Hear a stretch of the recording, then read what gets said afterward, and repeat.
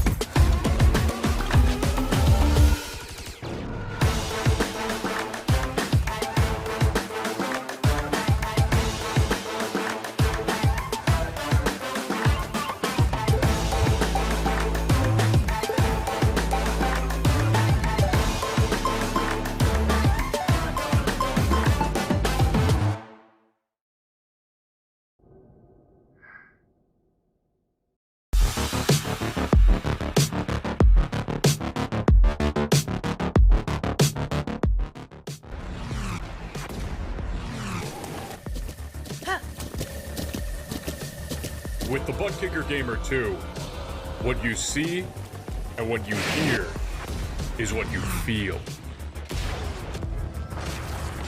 Butt Kicker, the future is feeling.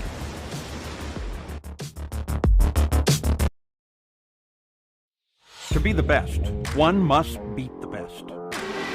Ovals, road courses, the streets of iconic cities, race after race, the top sim racing IndyCar stars will battle it out. In sim racing, it doesn't get any better than this.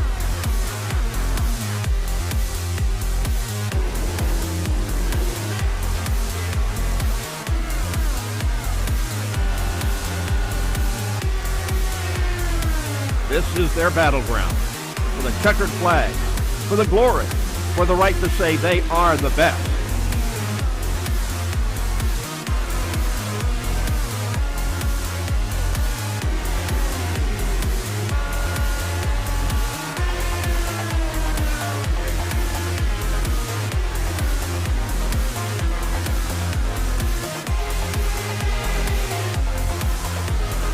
The cars and stars of the Lionheart IndyCar Series, presented by Butt Kicker, are ready to race.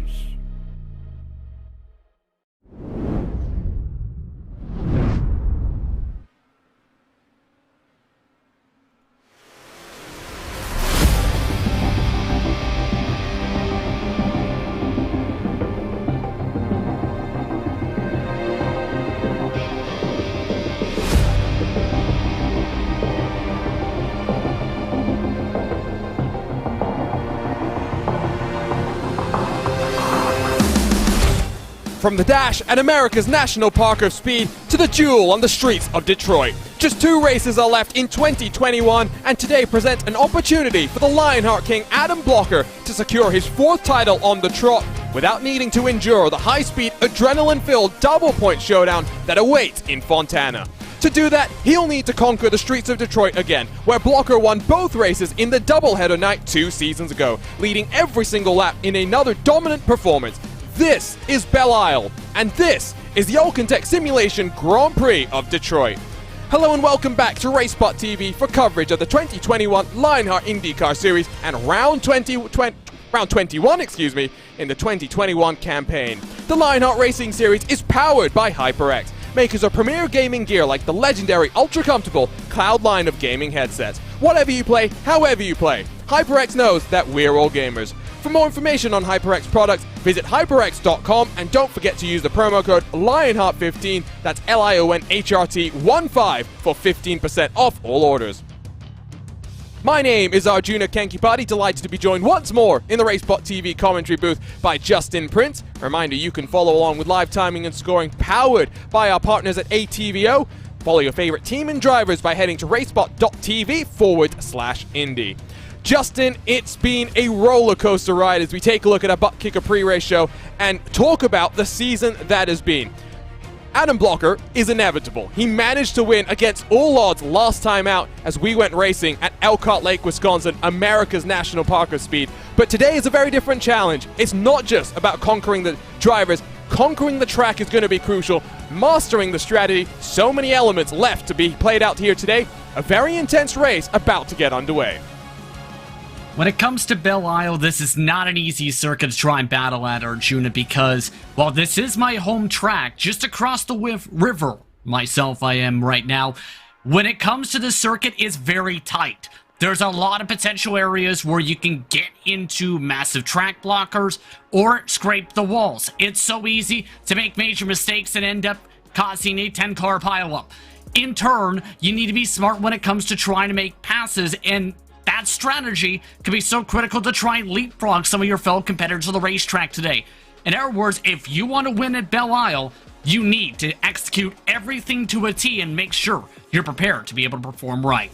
And I think the interesting thing here is one of the few times the Lionheart Racing Series on the road courses has seen a caution was at this very track. Track blockers, always an ever-present threat. Hopefully Adam Blocker doesn't cause the track blocker out on track. Take a look at the schedule. It's been a long road from the beginning of March now to the middle of November. It will be a couple of weeks before we head to the Auto Club Speedway for that adrenaline-filled double point showdown in what is likely to be a helter-skelter sort of a race where action from the drop of the green to the drop of the checkered all the way for 500 miles of racing. But it's been a story of Adam Blocker being inevitable. Every time he has raced in this series in 2021, he's finished inside of the top 5. An average finish on the podium.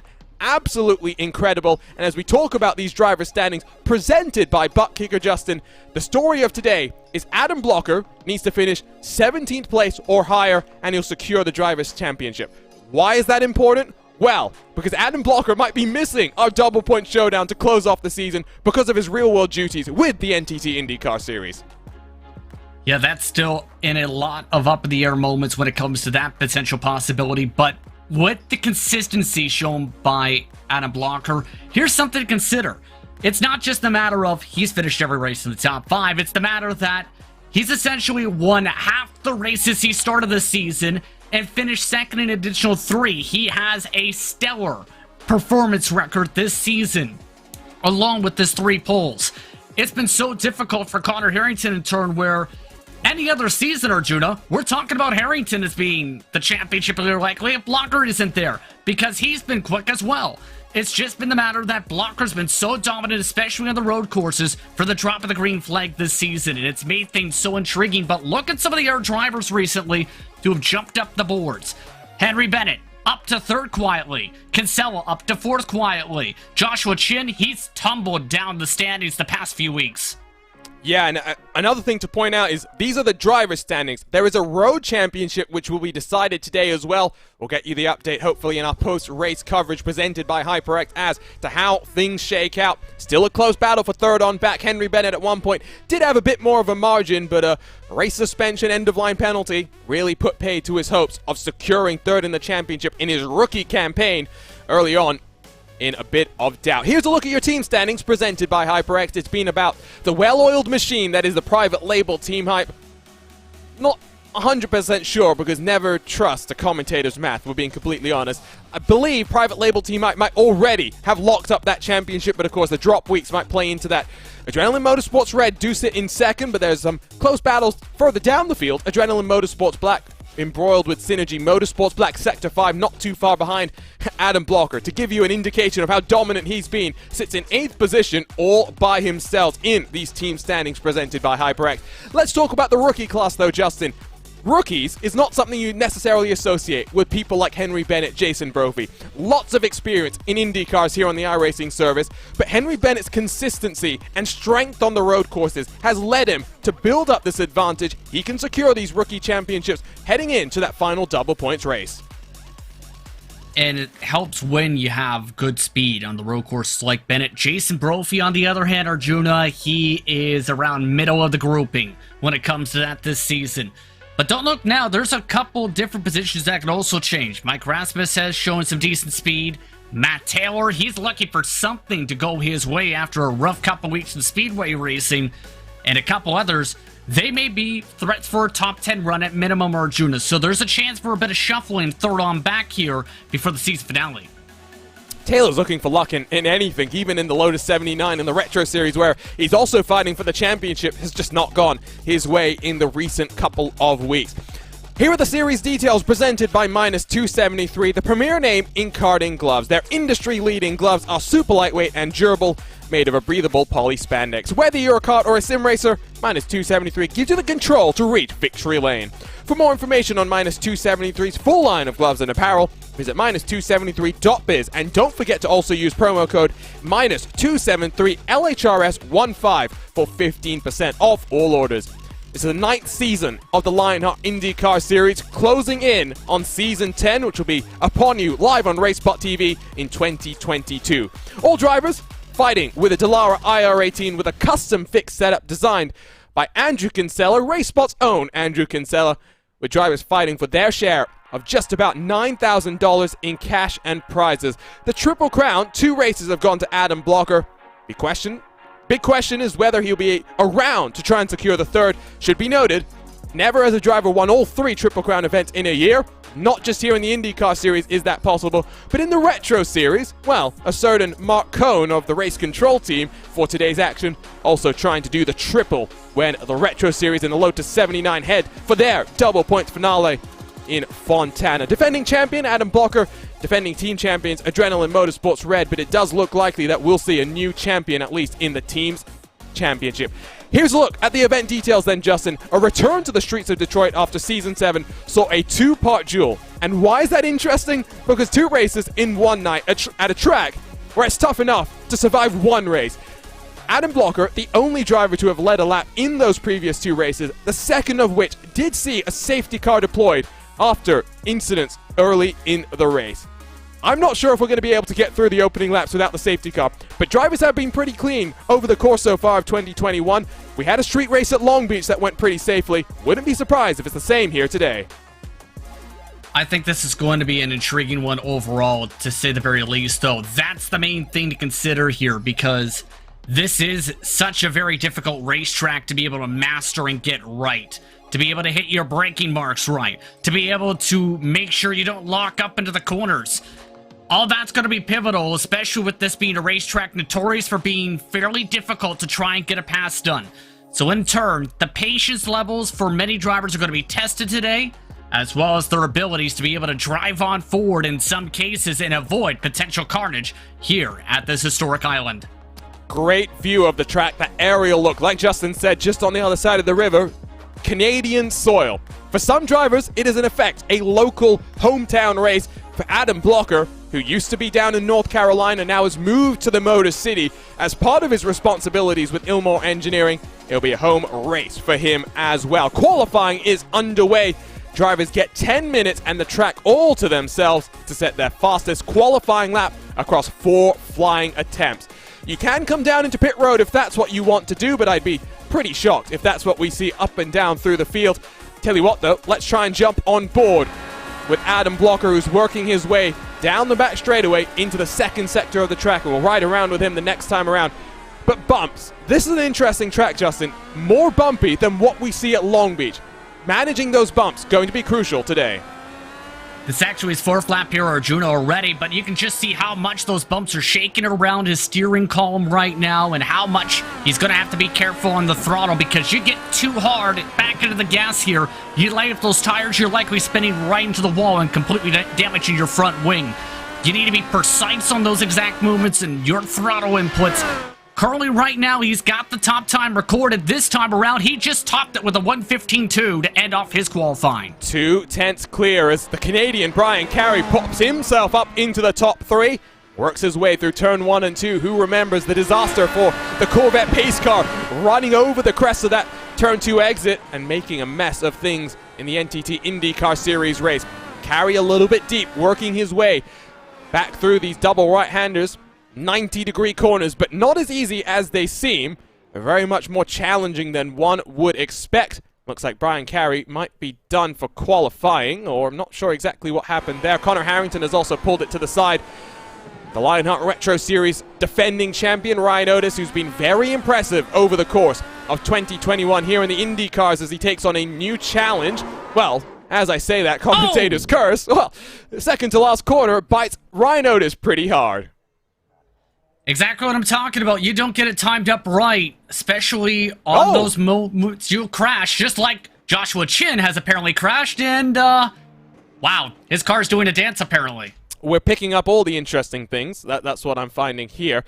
Ryan Otis has rolled himself back onto track, so I think we're going to see him potentially gear on up for another flyer. But I tell you what, I think Andrew Kinsella has yet to actually put in a time. He's about to get onto his 4th and final qualifying attempt. This is crucial. You cannot afford to start at the tail end of a race on a street circuit, let alone at Belle Isle, no matter how racy it can be. Powering out of the final corner, across the line, Andrew Kinsella gets started. Brake just before the 200 on the left-hand side. Be careful of the understeer. Kinsella, last time around, actually put in a time. It's only a 1:16.425. Only good enough for 13th position. That is not what he would have wanted. I think at that point, Arjuna, with it being his 4th time around the racetrack total, it was more so just get the time in than let's get this up on the top of the board and risk it there. As Ryan Otis, I think, just realized he can't put in one more lap. The only driver I'm seeing who has not completed 3 or 4 laps currently, who's qualifying, is Ricky Harden, keep in mind. I think at this point, the 95's taking the opportunity to just practice at the end of the racetrack as Harden now goes for the tire chicanes, and that's his qualifying. Yeah, I think cold tires, that's going to be crucial here today, and so I'm not entirely surprised to be seeing Ryan Otis just resetting himself and getting that experience of rolling off of pit lane with cold Firestone tires and understanding exactly how that is going to feel for him across a race where we expect 2 pit stops. Drivers do have to take both the primary and the alternate tires in today's action. The Black Mark primary tire a little bit harder, not necessarily as grippy early in the stint, but it will wear off a little bit slower, will give you a bit more grip at the end of your stint. In comparison, the Red Mark alternate, very soft, very grippy early on, does tend to burn out. How do you manage that? It is going to be a 53-lap affair. Fuel window anywhere from 17 to 18 seconds. But with that said, qualifying is in the books. Let's go trackside in the Motor City. Take a look at our starting grid here on the streets of Detroit.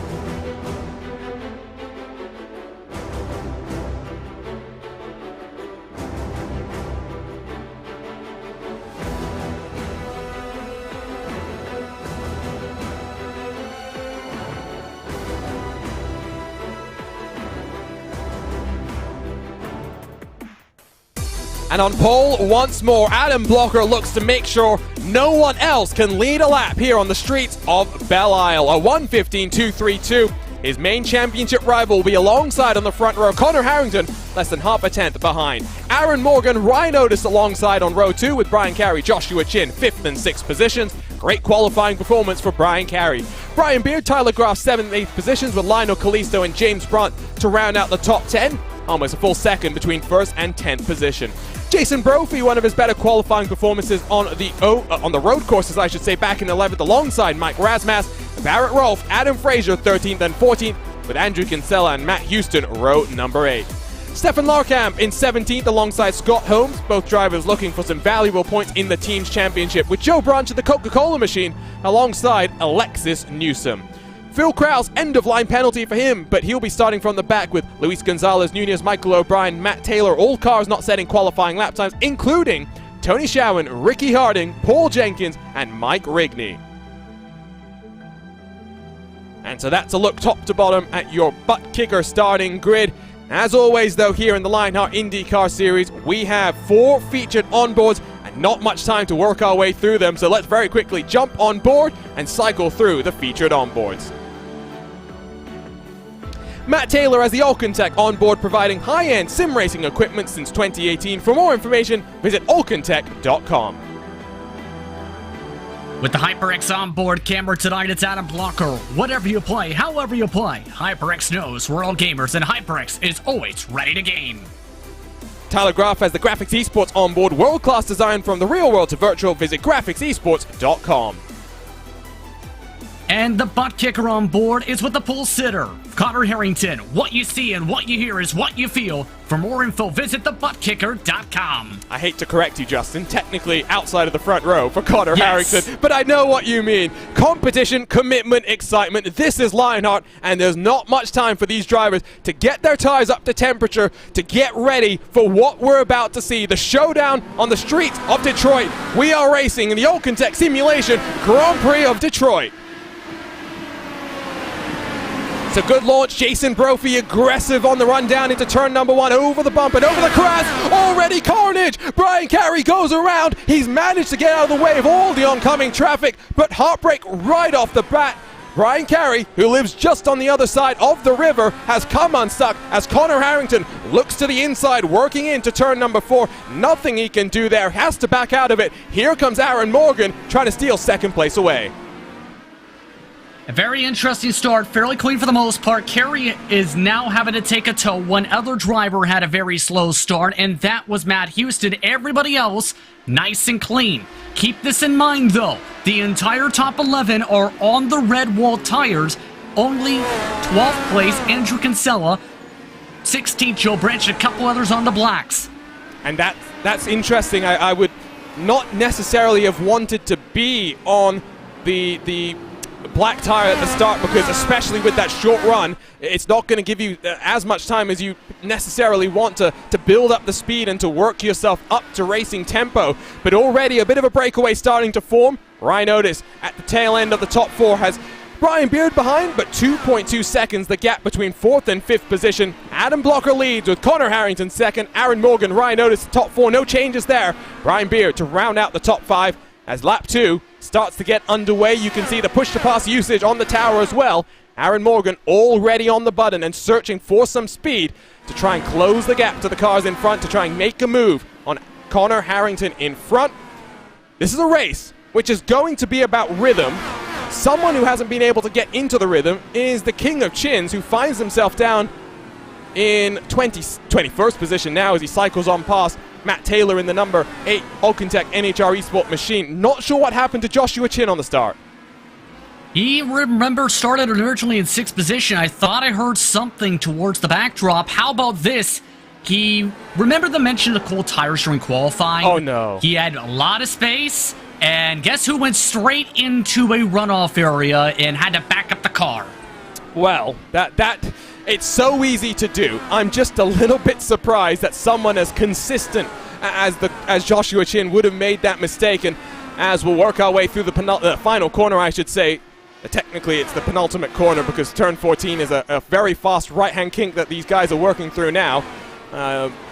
Bit surprised for Joshua Chin that that's what's happened there, as push-to-pass being used further behind. I think we have just about calmed things down enough. For the record, Matt Houston started from pit road, so I think that's why he's down the tail end of the field, just trying to make sure if there was a track blocker, he was well out of the chaos, out of the carnage as well. But the RaceSpot TV replay machine misses nothing. Let's start with what happened to Brian Carey here on the start. So instantly has to defend from Joshua Chin. Oh, there's a bit of contact there. Yeah, try to arc it on down. Looked like there may have been a touch there with the right front tire to Chin. Here's the look from above, and you see Chin's already got the inside. Missed a little bit of the apex, and boom, Kerry loose the back Wayne, and he took several seconds to get going. Then the next corner, Chin looks like he's going all right. Has a lot of separation, well, because everyone else had to check up for behind, and instead he ends up going to the runoff area. Well, I guess at least the good news is it's not a mistake on pit entry for Joshua Chin, well, which is kind of synonymous with not just him, but the entirety of team talent. While we were looking at those replays, Ricky Hardin has had an issue of his own. Of course, Hardin started down the tail end of the field and slams into the wall, almost careens back into the path of, I believe that was Paul Jenkins, who was cycling his way through turn 1. Take a look on board with the viewpoint of the number 35 machine here. Yeah, you'll see right there hard into the wall, and Paul Jenkins in the Aero X machine just dodge and avoid already. Kerry and Hardin, both DNFs as a result of their incidents. Not how they wanted things to start off here as we take a look at Aaron Morgan, who's coming off some good momentum from Retro Series action, which was at a street race, but there's been a big issue now. Again in the corner, a couple cars just at the toe, Arjuna. Scott Holmes, one of them. I think Joe Branch got mixed up. There's the Sector 5 machine, which finds itself back on pit lane. It's going to be a solo mistake, surely, because he's got some gap in front, behind the 67. Again, deep under the brakes. Almost, the car in front almost goes into the wall, but that's all by himself, and Joe Branch just has to bring himself almost to a standstill to make sure he doesn't run into all of the chaos around. Well, what did we expect, Justin? Yeah. We expected potential attrition. We're getting potential attrition. I tell you what, though, I'm not sure how thrilled Brian Carey is right now, but he is standing by here in the RaceSpot TV commentary booth. Brian, great qualifying for you. Came unstuck in turn number 1. Yeah, this one's tough because I had good pace, I thought, here. I actually messed up my qualifying laps. I mean, I know probably a lot of people did. It was a tough track. I could see people, invalidating laps.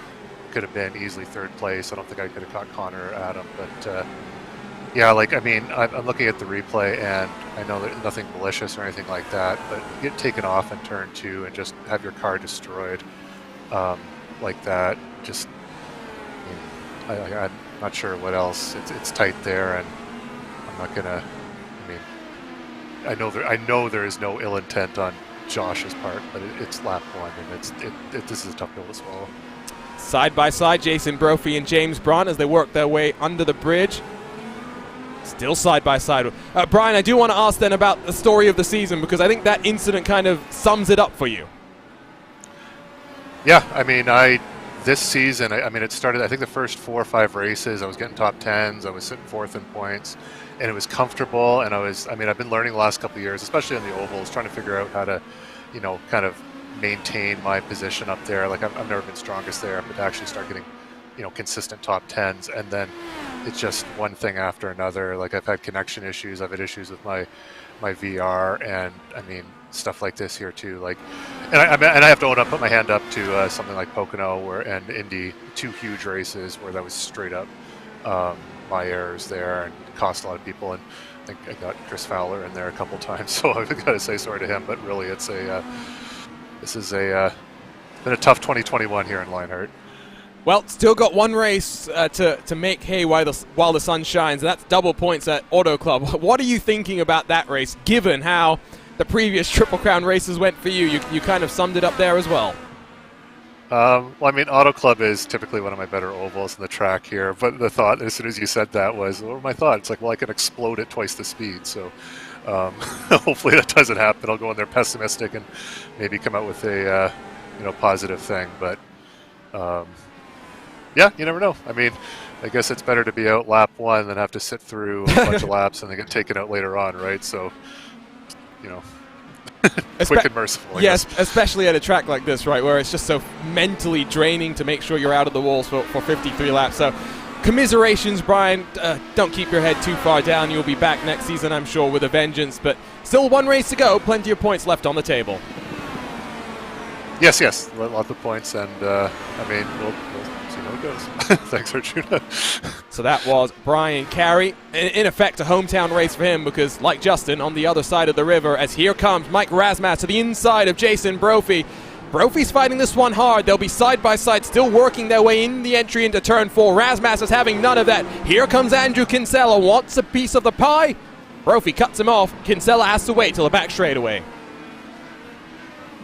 And there's that difficulty once going to try and make some moves here where you need to pick your spots and be careful, because if you choose Ron Arjuna, it'll take another several laps to regather yourself up together. Even with the help of the push to pass, there just isn't that amount of space to be able to just send it on in, with some of these corners being at most a car length and a half, maybe 2 car lengths at the most wide.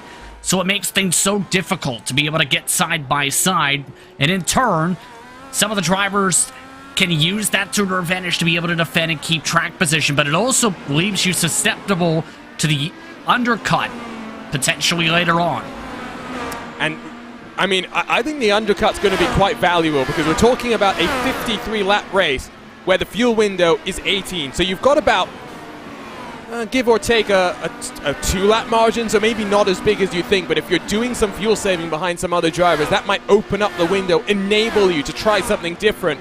And that's where the red versus the black tire is going to come in very crucial as well. Of course, you mentioned it early doors. Andrew Kinsella is on the black mark tire. He's the highest runner of those. Phil Krause, who had to start at the end of line penalty due to contact in the last couple of races, is also on the black, cycles his way up into the top 15, but 22 seconds behind your race leader. That gap is really building to Adam Blocker, who now finds himself almost 2 seconds clear of Connor Harrington. You will see the number 1 car already working himself into the penultimate couple of corners. We may see some lap traffic here today, Justin. I think we'll see plenty of lap traffic, especially second half of the race. And speaking of Andrew Kinsella, I think he may have just had something happen. Well, it's not unexpected for... Oh! It was a tech issue for a moment, but it lost him time on the track. So there's 2 ways this could have gone. It could have been he hit the wall, but it doesn't look like that. The right side pod does look okay. The other issue that you can have is if you get desynced from the server, it will basically teleport you back in time. I've experienced it. It's terrifying. It is absolutely terrifying. Looks like Kinsella down to 17th position. All that hard work, well, he gets to start it all over again. Yeah, now 28 seconds behind the race leader. I've experienced that same sensation and issue too in the past. I will be honest with that. Where, say, you're running 3rd position. It happens. Next second, you're running 25th.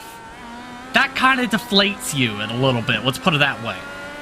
A little bit. I think you're putting it mildly there, Justin. I've done an endurance race where I've had that happen. I wasn't deflated. I was more absolutely terrified that I was going to hit another class car that had no idea what was going on. It's fortunate at least that it's hopefully a one-time issue, but again, that's where someone like Kinsella, who is used to being in this series, as a veteran of the series, might just take a deep breath, relax, and fight on back. Plenty of time left to go. Still 43 laps plus left in this race as we jump on board with Lionel Kalisto, who's hunting down Tyler Graf just up the road. Aaron Morgan on the push to pass because he's now 2.5 seconds behind Connor Harrington as we work our way halfway through the fuel stint. Through turns 1 and 2. Careful not to smack down the wall. What's happened behind? Seeing an issue on my timing screen, and yeah, that's 3 cars. That is absolute carnage, and the leaders are already about a third of the track up. Paul Jenkins, his son, is watching this race tonight, and this is not what he's going to want to see. It all started with a checkup in front of him with Joe Branch and company, heading wing to wing, and then calamity ensued for the next 5-6 cars. So I think Branch gets a little bit sideways, and that compromises him. Believe that's Matt Houston that's able to go on through. Oh, Luis Nunez, what are you doing there? Well, that should be a pretty easy one from race control's perspective, but watch on board first with Matt Taylor, and then we'll see what happens further back. So it is a lockup for Branch, and then Taylor gets run into from behind, and this, I'm not a fan of this. Paul Jenkins, minding his own business, gets collected in the ongoing calamity, and that might be day done for him because that's significant rear-end damage. Yeah, that is not how you want your race to end, especially not even about a third of the way through the action here at this type of racetrack, but the attrition levels are already building up. Of note, Luis Gonzalez-Nunez only had 13.7 seconds in the box. Joe Branch, after his repairs, 23.6. They're now 23rd, 24th. And now the closest driver in terms of lap traffic to Blocker, 21st, Tony Schowen. And what happened to Tony Schowen? Because highlighted on my timing screen, deja vu, potentially? He managed to keep it out of the wall. More reminiscent of Joshua Chin than Ricky Harden down into what is turn number 3. Still pointed at least in the right direction. Lap 11 currently on the cards.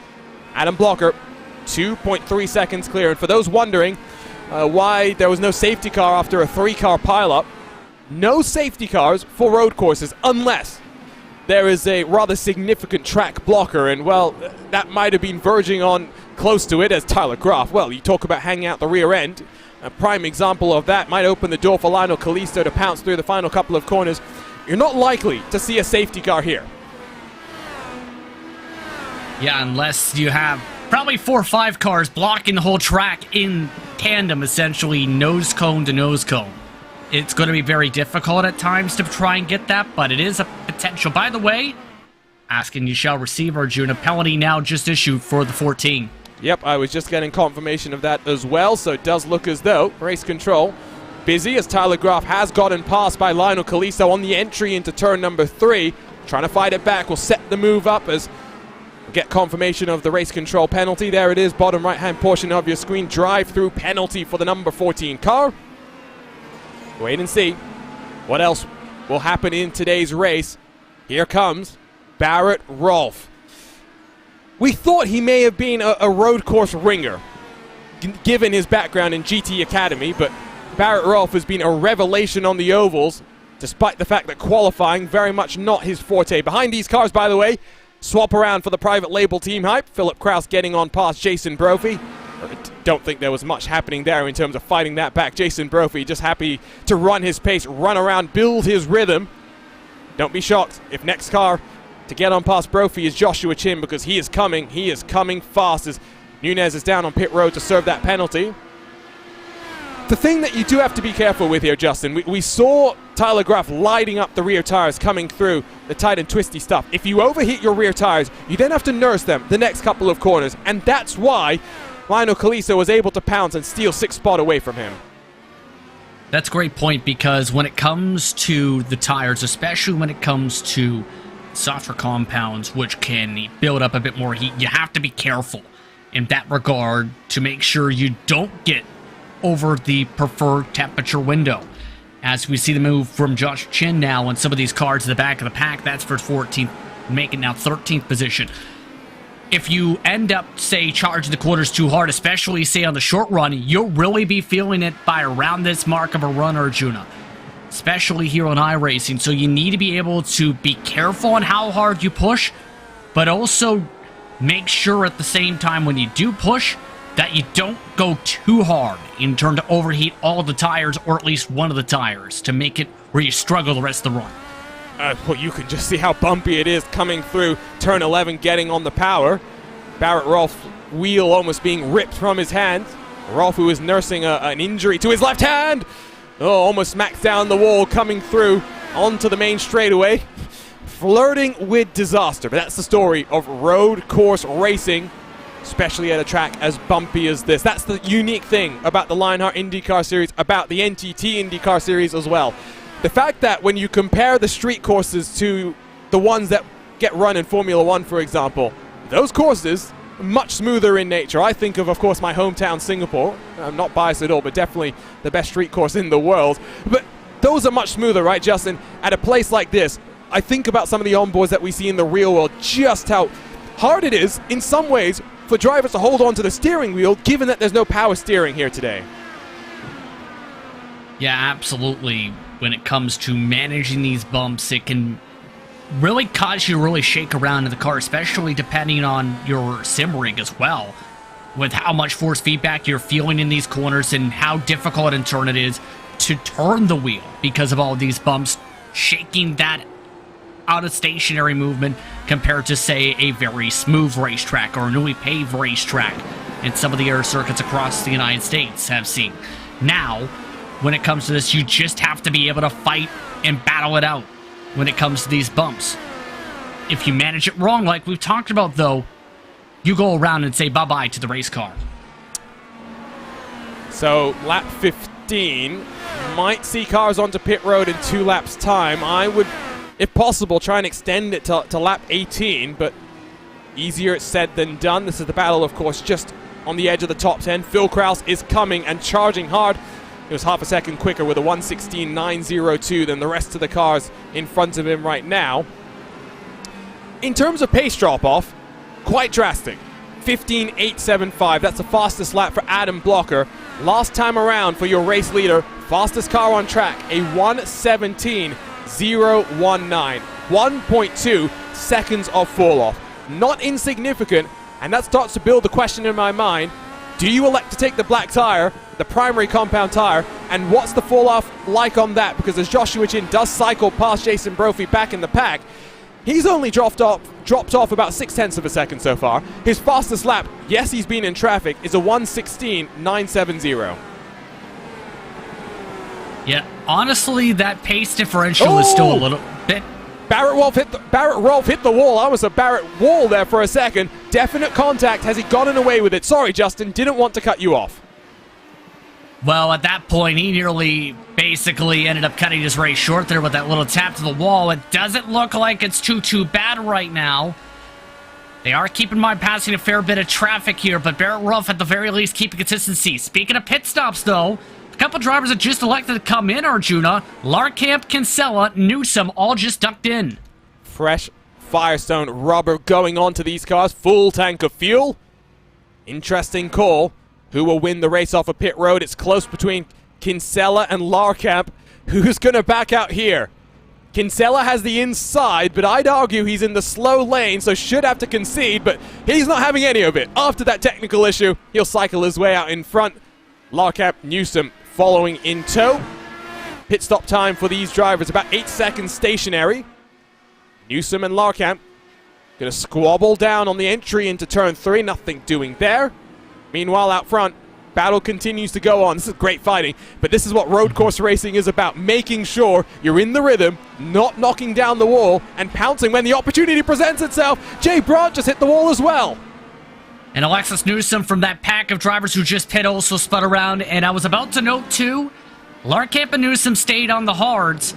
Kinsella essentially went to the red wall tires on that pit stop. Here's the look at Newsom essentially coming off through the corner, trying to take a little bit more arc, a little bit of curb in the middle of the apex, a big lockup to make sure Newsom didn't completely lose the car there. Yeah, that's absolutely dangerous spot to slide around. That's good car control. You can very easily mount the inside curb and moments. She does actually nose into the wall, but she would have minimized the damage there. So pretty good car control to lock it down just in the nick of time. Lap 17. Where is Adam Blocker? Working his way back on to Strand Drive. Turn 12 ready to greet him. I've hit the wall on the outside of turn 12 too many times to count. In through the final corner onto Sunset Drive. Not pitting this time around. Where's Connor Harrington? He's going to stay out as well. So lap 18 looks to be the magic number for the cars out front. Hearing at the very least, especially with the fast pace some of the drivers have had in essentially clean air, it's to the point where Blocker's nearly 5 seconds up. Morgan is an hour 2 seconds back at Harrington from that point, keep in mind. So they're really spreading themselves up at the very tip of the field here. But for some of these drivers who are really even on pace, like a Rolfe, like a Brandt, like a Rasmus, it's been fairly entertaining to say the very least, but I'm curious how they elect to play the strategy, knowing you have to have that air compound used, but at the same time knowing, well, the fall-off's not bad with the primary tire we've seen, Arjuna. That pace number isn't even matching the same total, keep in mind, until right about now that they were seeing on that primary tire compared to some of the reds right now. Some of the drivers were running 1:17.6s. They're heading that right now in the reds. You can also see on the left-hand side of the screen the push-to-pass usages for these cars. You get 10 allocations of 60 horsepower bursts to push you down these straightaways to try and make the move happen. Adam Blocker, Connor Harrington have been pretty sparse on the button. Not like Ryan Otis, who has yet to even touch the additional horsepower at his disposal. Adam Fraser's been a little bit more willing to use that ration. Important to note, it's not just push to pass, it is push to defend. How drivers cycle through those usages, very, very important. Pit stops underway, lap 18 in the books. Only Ryan Otis has come down from the top 5. Indicates to me, top 3 cars getting some pretty good fuel numbers as Tyler Groff follows Ryan Otis into pit road. Really good fuel numbers, if anything, right now, especially with keep in mind Blocker and Harrington not using too much push to passes. Otis hasn't used a single one this entire race, just knowing the way this track has been flowing out. But definitely looking like these drivers are able to stretch it much further than our estimates by at least 2 laps minimum already, and that essentially is looking like, for some, it might open up the opportunity for Reds to close it off if you're able to stretch that and limit the amount of time as the car with a red car stopped. That's Joe Branch in the Coca-Cola machine who was towed back to pit road. And I think there it was just frustration boiling over, not feeling comfortable potentially and feeling he was a bit more of a roadblocker rolling chicane than he wanted to be. And not surprised then for someone like Joe Branch to pull himself off. Adam Blocker stays out. Connor Harrington pulls onto pit road. He's going to be followed in by Aaron Morgan. We'll wait and see now if Brian Beard will follow suit, but effectively, the top 5 had broken away from Beard on back. It was 25 seconds between Blocker and Beard in what was net 5th position. That's absolutely incredible, and just shows the consistency of Adam Blocker as a driver, as one of the top competitors in open wheel competition on the platform. But as you can see, Harrington very quick on the jacks. Morgan, I think, just took a page out of his Retro Series book. Took a little bit less fuel there, Arjuna. 8/10 quicker stop. Could also be that he had burned less fuel in that first stint and so therefore needed to put less fuel into that car. Connor Harrington has stayed on the red, so did Aaron Morgan.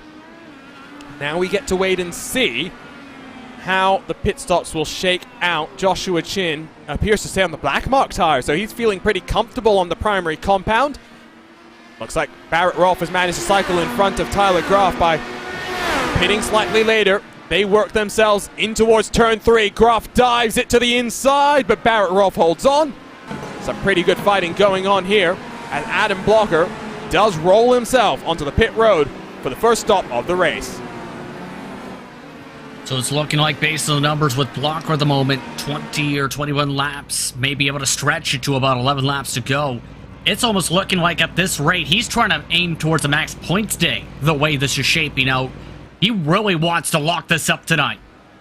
Not just that, he wants to make sure no one else leads a lap here on the streets of the Motor City. And I gotta say, given that Blocker had built his advantage up to be that sizable, the fact that he's gone the longest of any of the cars out on track is remarkable. It speaks to the dominance that he has here in the Lionheart IndyCar Series. Particularly with this road course racing ability.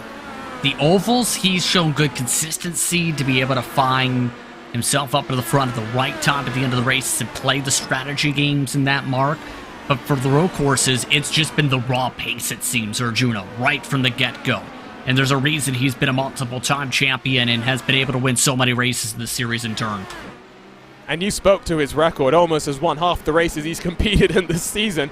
A top 5 streak that dates back to September of 2020 and the Chicagoland Speedway and the race that we had there last year.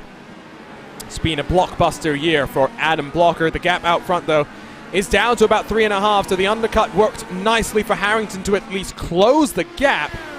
Not sure it's necessarily going to cycle in his favor. Tyler Groff on the button, working down the back straightaway. Rolfe goes a bit defensive to the inside, covers off any potential move as they head in through the very tight infield section. This is a tricky complex of corners, especially to get the power down. And guess who's climbing? Phil Krause, already up to 10th position.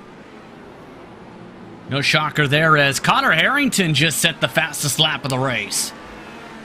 Now we see if Blocker responds, because of course that was the first flyer for the number 44 machine on the fresh rubber. Adam Blocker did also stay on the red mark tire, so looks like he'll be going to the black primary compound in the closing stages, which will be a very short stint for him. Interesting to note that he's going to save the short stint for the black tire. Maybe he'll go a bit short in this run. Also of note, left side of the screen, Barrett Rolfe on the primary tires. see how things play out for him. Tyler Graf is side by side with Jay Brandt. Phil Krause wants to make it 3 wide, knows he can't afford to do that, takes full advantage of the situation, gets the position on Jay Brandt. Next up will be Tyler Graf. So Jay Brandt essentially saying, I'd rather finish off this race than force it side by side, going through some of the tight sections through 3, 4, and 5. That might have been the smarter call to be able to get some decent points. Brandt having a top 10 run today. But here's the look from Graf. You can see just how much wiggling around that back end is starting to get along these bumps still right now, especially with some of the air drivers looking to pounce. I'm going to steal a Justin Princeism, wibble wobble. I think that's what we're seeing from some of these cars, especially through turn 11 there and getting the power down. Really, the rear end ultra compliant in wanting to move around, not ultra steady in wanting to stay in the pointed in one constant direction. These cars, 7th on back, continue to squabble. In front, Brian Beard coming under charge from Lionel Kalisto. Adam Blocker on his opening lap, a 1:16.011, so he doesn't get the fastest lap. He is already, though, faster than Connor Harrington, whose pace has started to dial back down as his tires start to bleed off the amount of grip that they've got here today. 22 laps in the books. Adam Blocker has led every single one of them. And talk about domination station, it's just been that way for Blockers. We take a look at the battle between Beard and Kalisto. The pace has been there from the onset, and it's been difficult to stop him. When it comes to Kalisto, meanwhile, we mentioned that rookie battle for those standings and how drivers like Kalisto could come away with a solid top 10 minimum. It's looking like he's going to be amongst those in that conversation. He and a few others having some solid runs from that grouping as Blocker to the top board. 1:15.554. So he sees Connor Harrington's lap and says, I've got some push to passes to burn. I know these are the red tires. When I'll be fastest in this race, I'll go take 3 seconds, 3/10 out of your lap time. Do you think he heard you? Maybe. I know that Blocker does like to race in somewhat of silence. So on the ovals, for example, the Adrenaline Motorsports team will, of course, be in a voice room with each other and communicate about strategy and whatnot with each other. Here on the road courses, it's about focus, rhythm, making sure you make no mistakes. And for Adam Blocker, that means silencing himself from the noise around. Doesn't need help for strategy, doesn't need help for spotting. It's all on him.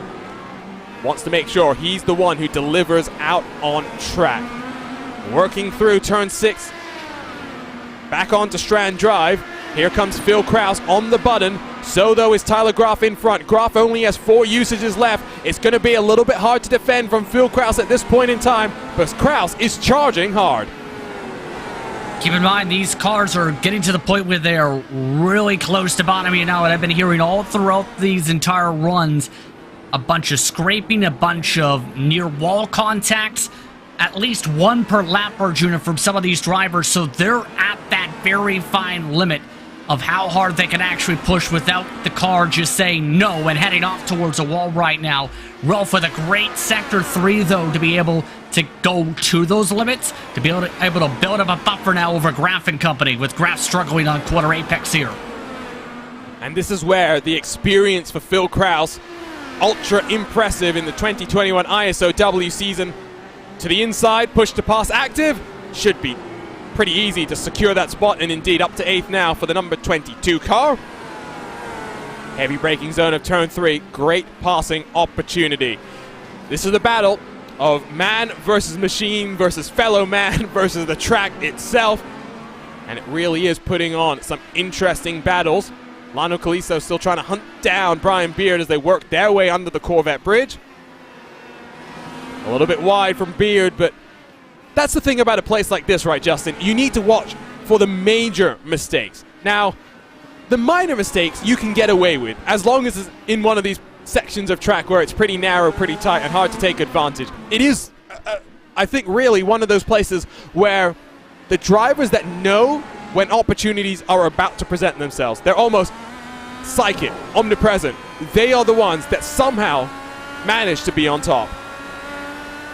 I'll take that even a step further. When you have a driver, say, getting loose in front of you, in a lot of cases, guess what happens? The next driver behind gets loose, even more so, and you end up having a train of cars getting loose in that sequence where it's difficult to try and hold on amongst that entire grouping, so you need to be prepared for that, as well as, look at that, a major mistake. Descari Autosport number 33 trying to defend from Phil Krause, locks up the tires, slides himself through the corner, now down to 11th position for the driver that was hard charging earlier in the race. It's so easy to make a mistake, and well, I'm just glad that we can't necessarily say that was a commentator's curse, because we thought Krause was going to get past. Here's a look. He's on the inside and just too deep. You can see he tries to turn in, but immediately knows the right front is going to lock up. He's going straight into the wall if he doesn't stop steering into the corner. Good job to at least recognize that, although he is now down to just 2 push-to-passes left in today's race. Yeah, that's concerning, the push to passes, but in regards to that move, I will say this, Arjuna, it was just a matter of just outsmarting him.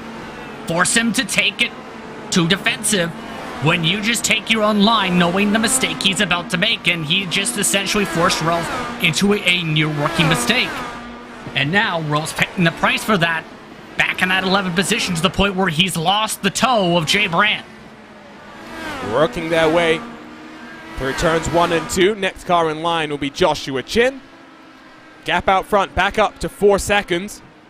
Blocker and Harrington are trading times back and forth. Last time around it was 1.5 tenths quicker for the number 44 car.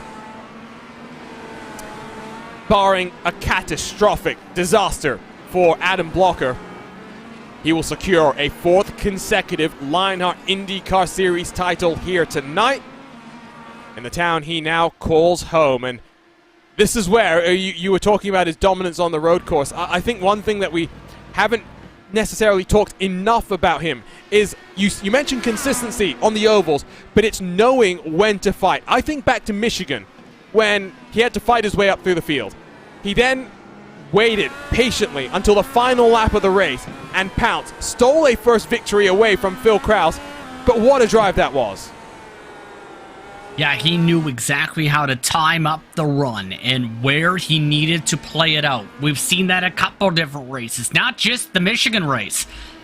Thinking back to, Chicagoland is one of the more recent examples where he knew where he needed to position the car. It was just a matter of getting the run to get there. Still came away with a top 5 run minimum in that respective race. He just knows the exact position he needs to be on X lap to get the run that's strong enough to take away the race win. Because on the oval side, it's not just about, okay, let's try and lead every single lap. Say it's a close race with a very draft-heavy racetrack, it's about knowing, okay, how big is this run going to be from a car behind?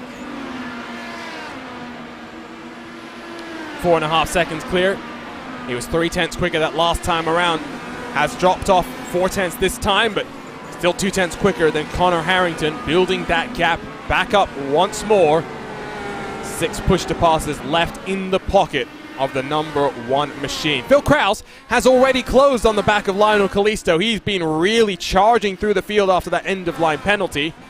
And a driver that I think for 2022, if he decides to return, definitely going to be a favorite to contend with Adam Blocker in the championship standings. I wouldn't be surprised if he is at the minimum top 3 finisher if he was to return for the points. What's happened to Michael O'Brien? Well, he's back on pit lane. That's what's happened.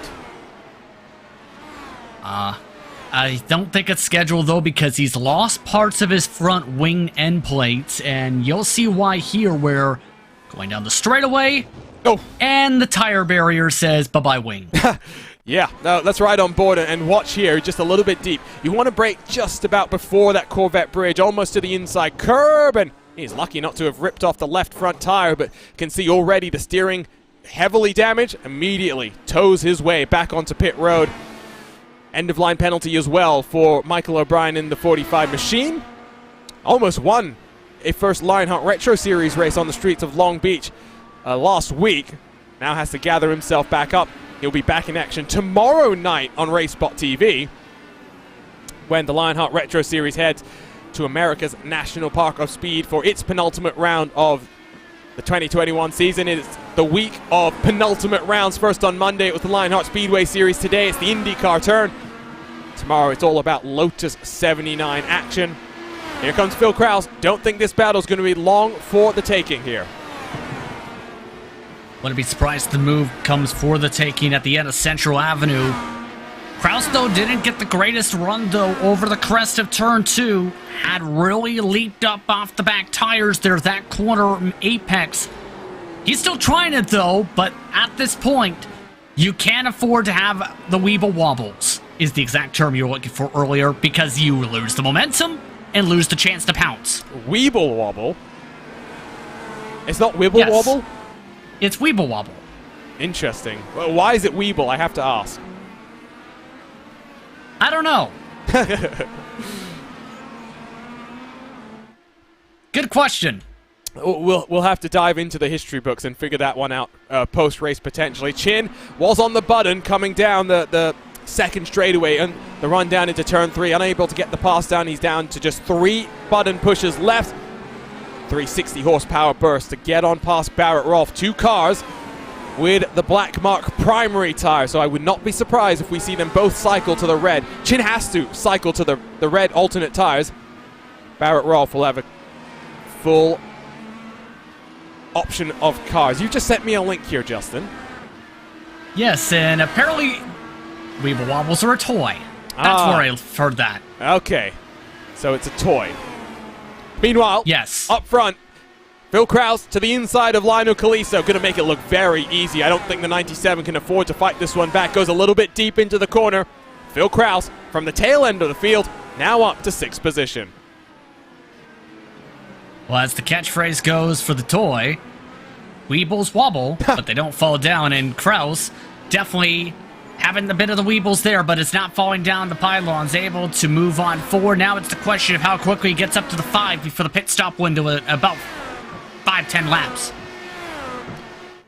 I'm a bit transfixed as to what Weeble wobbles are right now. They're interesting. That's what I can say. Maybe we're going to have to get one of them for the RaceBot TV studio. Hashtag give us enough money to build a studio.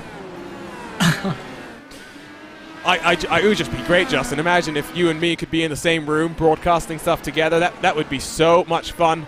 It's what we all dream of. I don't think Luis Gonzalez Nunez dreams of being in the tire barrier, though. Yeah, Luis Gonzalez Nunez's season of horror seems to continue here tonight. It involved an incident earlier, and then there's even more time, currently running 20th, right behind Connor Harrington, mind you, and just locks it up, and then runs it into the wall. Fortunate not to get more damage than what he could have done there, because the roll into the tire wall is a little bit slower than one might have thought. Here comes Krause, though. Next target, Brian Beard. And if you had told Phil Krause that from an end-of-line penalty you'd have a top 5 finish, I don't think he would have believed you and would have bit your hand off. Pit window is open, though, because Matt Taylor has come down to pit road. It's going to be a somewhat lengthy stint for him, but he is 3 laps down from the leader, so after the incident he had, not surprised to see that. I think he broke part of his wing, though, so that may have been part of it. Yeah. Can confirm Matt Taylor coming out of Strand Drive just went too wide, and Arjuna, as soon as he went too wide, essentially clipped off that left end plate. Now has to have the full wing change. It looks like a lengthy stop for Taylor, who's already been having a rough one. Look at that. Managed to queue up that replay to perfection. I'm not going to undersell myself there because I was total random guess because I didn't see anything on my timing screen about what happened to Matt Taylor. But watch here.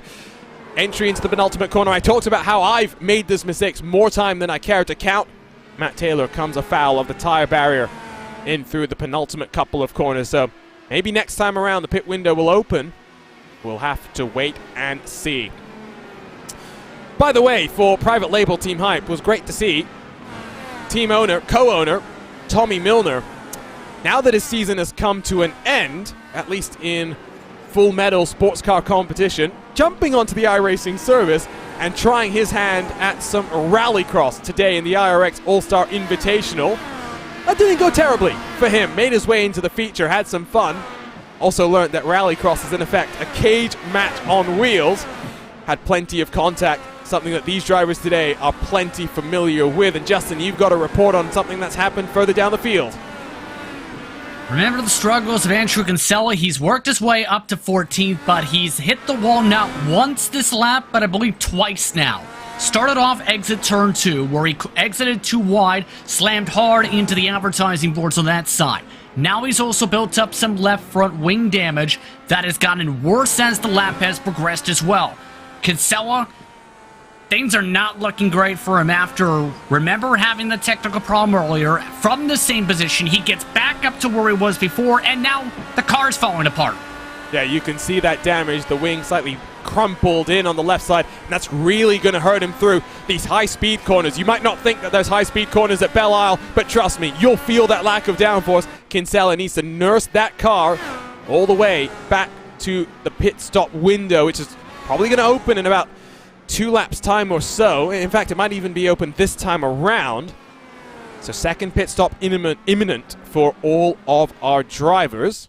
What's happened to Matt Taylor as he's come off of pit lane? Into turn 3. I think he was laying by some of the traffic, and I think realized right here, this car's not turning. He had more than a minute of damage repairs, and I think Taylor's realized this car is cooked. He's parked it for the day. What's the local specialty here, Justin? Seafood? In Detroit, you mean? Well, around this area. You said you're just across the river. Well, that's an interest. I actually am not 100% sure how to answer that question. Well, maybe Brian Carey in our YouTube chat can give us an indication, as it looks like Tyler Groff has decided to become the first car to roll itself onto pit road on the lead lap. So here we go. Followed in by Barrett Rolfe as well on the black tires. See which way he's going to go. Into the box, up on the jacks. 4 fresh Firestone tires, full tank of fuel for Tyler Groff, because he's got to make it all the way to the end of this race from here. It's about 8 seconds stationary for him. Barrett Rolfe does appear, switching back onto the red mark alternate tires for Andrew Kinsella. This is going to be a slightly lengthier pit stop. How lengthy is the question? About 5 seconds slower, 13 seconds stationary in the box. So basically the wing change coming in right there in what has been a blisteringly quick race, to say the very least, throughout the day now. Keep in mind, Adam Blocker is getting to the point where he's in heavy traffic with some of the cars who are coming out of the pit, some of them who still have yet to pit. He's to the point where he's nearly reached the back of Barrett Rolfe, who's already completed his service. Here's the look of the map, keep in mind. And by the time the pit stop services end, it's going to be still a fairly busy traffic jam. Before they started coming in, he was around 17th. Reaching the back end of that group. Down the back straightaway, Mike Rasmus on the button as Phil Kraus onto pit lane along with Ryan Otis further down the field. Otis releases himself off the limiter. Where is he going to cycle out? There goes Joshua Chin. Phil Kraus into the box. It's a long stop for Kraus. Did Kraus hit the wall? Kraus is done. And, oh my goodness. What did Kraus do? He's out of the car. I think this may have been on his pit entry here, or at least prior to it, because it looks like he was driving sideways for half a lap there, Arjuna.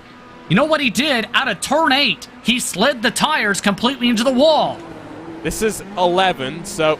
Oh, yeah, you can see that right front tire already pointed opposite to the direction of travel. Watch here. Watch here. Sideways on the entry, and boom, right sides into the wall. Wow. The charge comes to an end for Phil Kraus. Dramatic fashion. I saw a comment in the YouTube chat. Detroit eats cars. Seems to be very true here today. Yes, indeed, and I will say I haven't eaten too much in Detroit, but I do know the cars are definitely a big part of that, with it being the Motor City. It's the same on this side of the border as well. Well, that and our pizza. Meanwhile, pit stop for Rasmus. Rasmus is in. Where is he going to feed himself out? Probably outside of the top 10. Here's Brian Beard. Aaron Morgan has actually managed to come down onto pit lane and emerge in front of Brian Beard. Great drive from the 48 car so far. You were talking about his performance last week at Long Beach. Great drive today once more on the street courses. 37 seconds behind the leader, 32 behind Connor Harrington. He's only about 3 seconds off the back of the 44 car. This undercut might work a treat for him. If I'm Connor Harrington, I have to respond this time around, and guess what? Guess who's on pit road? Connor Harrington right on schedule. He's been about 18 laps now, both stints. So that's not a surprise. I'm curious, though, how long Blocker's able to extend this run forward compared to the last time. The difference, though, is Blocker was in very open traffic before. This time, Blocker's in heavy, heavy traffic. As we take a look at some of the others who have not pit yet, keep in mind. Here's Blocker. So there's the traffic. I think he has to be careful. He knows the undercut's going to be powerful. Harrington immediately gets on the button as he works his way off of pit road. I would maybe respond. He's got 2 cars in front of him, one of them being Barrett Rolfe. Adam Frazier in the 17 up the road as well. And we're about to find out, I guess. Through turn 11, here comes Blocker. Keep in mind, to remind for the second time here, both those cars in front of already pit, so Blocker doesn't necessarily have to pass them knowing they're on fresher rubber. I'm wondering at this point if Blocker doesn't peel on down, he might have been trying to save a bit of fuel with them. Instead, he just says, you know what, let's come on in. We're inside the window. Still have to switch the compounds. 15 laps will be the final run. Probably the wisest strategy, if we're being honest here, is don't let yourself be held up. Yes, those cars might have been on fresh tires, but the reality is Blocker has been in a class of his own, and in effect, the rest of the cars are squabbling over the IndyCar 1.5 championship, as Formula One fans would have dubbed it potentially. Blocker off a pit road. Harrington, 6 seconds back. There's Harrington across the line. Of course, tires already up to temperature and pressure. Gap now stationary, about 4.5. Harrington on the button once more, trying to close the gap. Now we have the final pit stops underway. Brian Beard, Lionel Calisto, Jay Brandt, Joshua Chin, all onto pit road. This is where drivers know it's the dash to the checkered flag. A lot of those drivers that are battling for a top 5, as mentioned, already peeling on in. Blocker has indeed cycled 4 seconds. He's actually picked up a little bit more time, Arjuna, compared to the last run. So now with all these main drivers limiting the amount of time here with the primary tire, it's essentially going to be, I'm not expecting the fast laps to be in the range for a lot of these drivers outside of maybe Chin and a couple others here the rest of the way on forward. But here's the driver to keep in mind. Chin, who's been on the recovery drive, maybe someone to push hard. You also have drivers pushing hard straight off the pit lane in the past lap. Brian Beard was side by side with Kalisto on the pit exit. Now has to deal with Tyler Graf, whose tires are ready to race. Graf gets one. Can Lionel Kalisto slip down the inside of the silver number 5? Joshua Chin in the popcorn seat and ready to pounce. Jay Brandt wants to get in on the fun as well. Long way around for Lionel Kalisto, but he's up to 7th position. Chin's gotta have to be patient here. He's on the faster tire, yes, but the main thing is you can't just send it up into the inside at this part of the racetrack unless there's a major mistake here, especially with these drivers, all of them essentially on cold tires fresh out of the pit lane. Chin also does know, though, that this is when his tires will be a little bit quicker because those primary tires come up to temperature just a little bit slower. They have a little bit less grip earlier in the run. Chin needs to make sure he goes now, takes full advantage. Beard already 1 second off the back of Lionel Kalisto. Chin's going to have to wait. Working through 1 and 2. Next opportunity, down into turn 3. Now Kraus officially out as Chin ready to go on the push on forward. No button, but Beard is using one to try and defend here at this point. Chin just doesn't have the power. He nearly sends the power to the back wing, though. He's got 2 push-to-passes left. I think that's why we're seeing him be a little bit just hesitant with when he wants to use it. Is making sure that he's got it when he needs it later in the race. Been a quiet day so far for Stefan Larkamp in the Alcantech NHR Esports number 62, but he is our sim experience driver profile today. 86 starts, 37 top 10s, 9 top 5s. First debuted on the short ovals at Phoenix a couple of years ago. Best finish in Season 6, second place at Watkins Glen. A road course, but very different to what we see here today. Hasn't had the easiest of seasons, Justin. Best finish in 2021, 10th place here in the IndyCar Series. Yeah, he's had some good speed in a couple races, Arjuna, but the luck just hasn't been there, whether it's having the right strategy timed up, or more so, staying out of trouble whenever he's inside the top 10 or even the top 5, really. And it's just been where it almost is like you have a bad run, keep on having the bad runs. It's very hard to build up momentum and hard to build up a top 5 run, let alone in just one race alone, as Chin takes advantage of a mistake there by Beard out of the corner. Burned up his penultimate push to pass, so just one usage left of that 60 horsepower burst left for the King of Chins. 40 laps in the books here in the Old-Context Simulation Grand Prix of Detroit. Final stages of our season, penultimate race of the season coming up on RaceBot TV. Adam Blocker has dominated once more. He's inevitable. He continues to lead the way.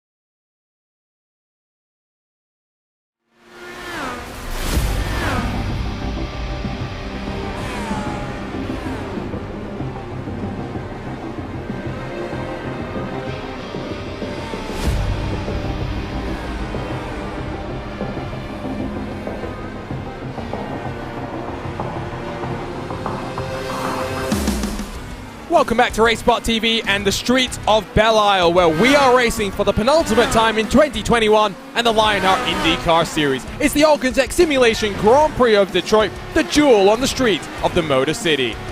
My name is Arjuna Kankipati. Alongside for the action today, as always, is Justin Prince. You can follow your favorite team and drivers by heading to racebot.tv/Indy to follow along with live timing of today's event.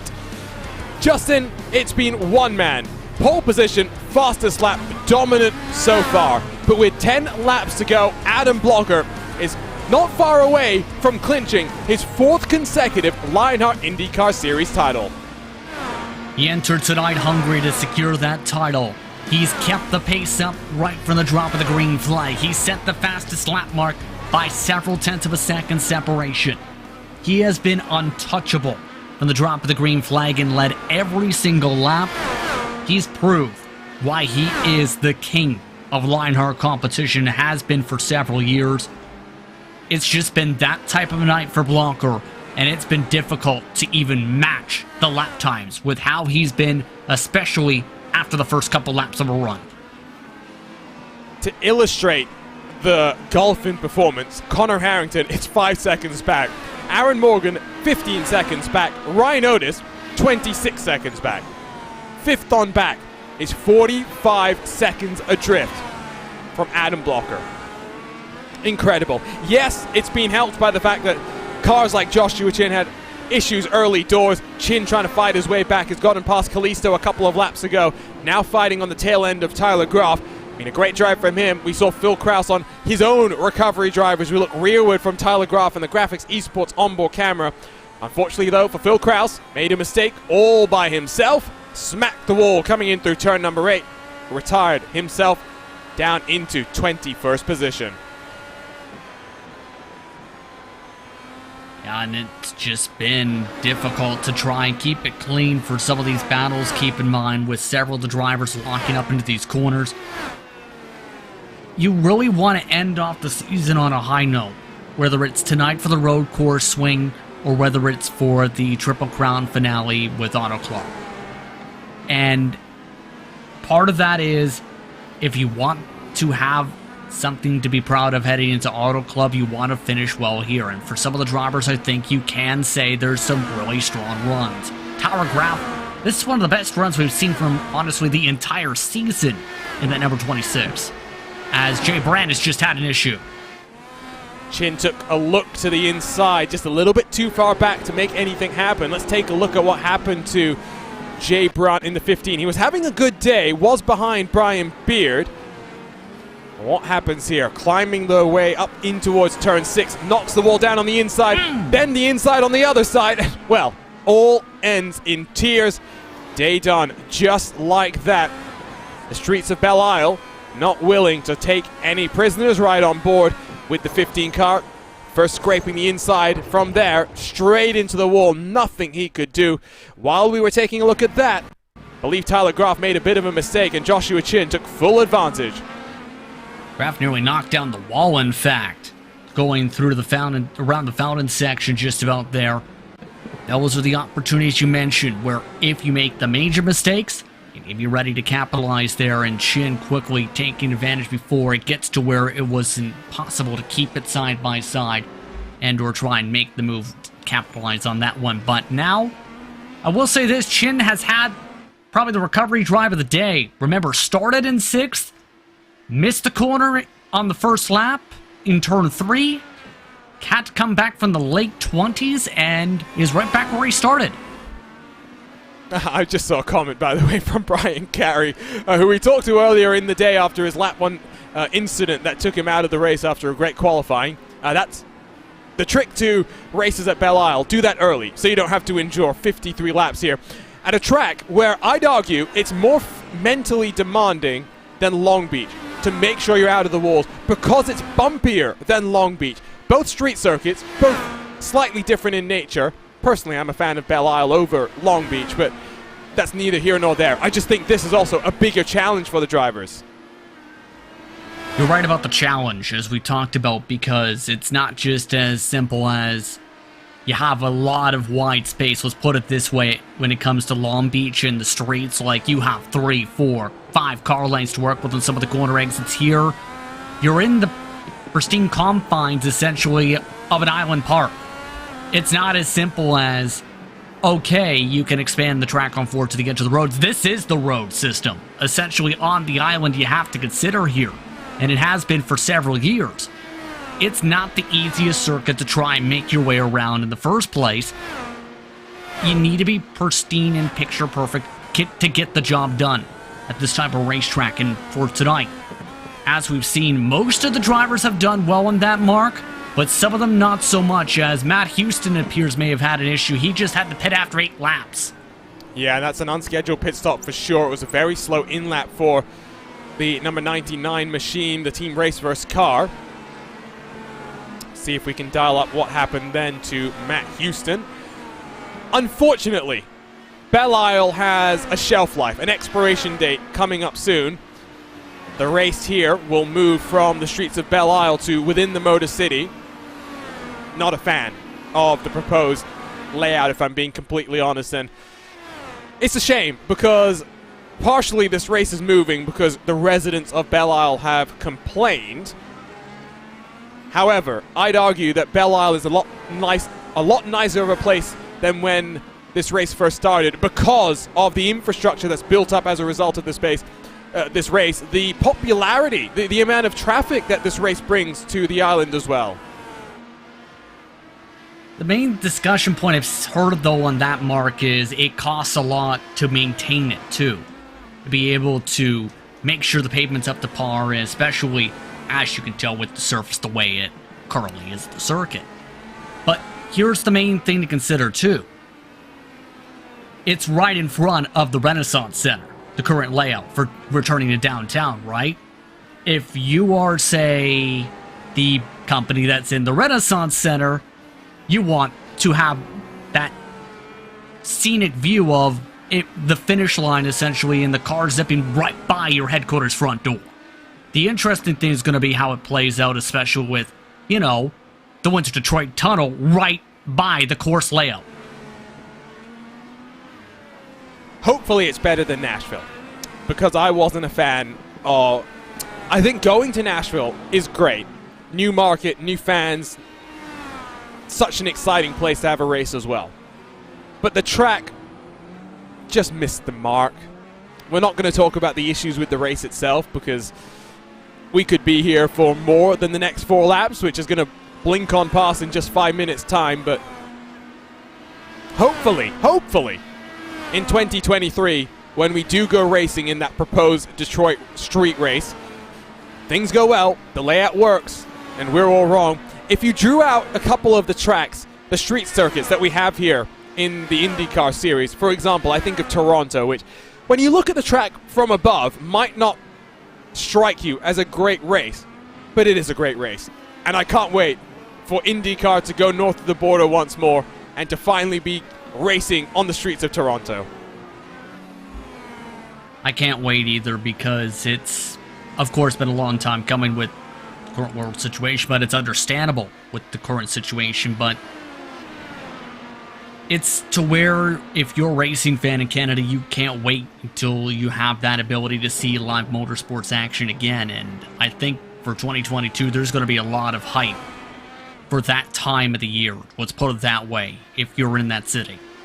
I'd ask you if you're going, Justin, but I know you work yourself to the ground, so you'll probably be too busy to go, but I really think you should. I think you'd love it.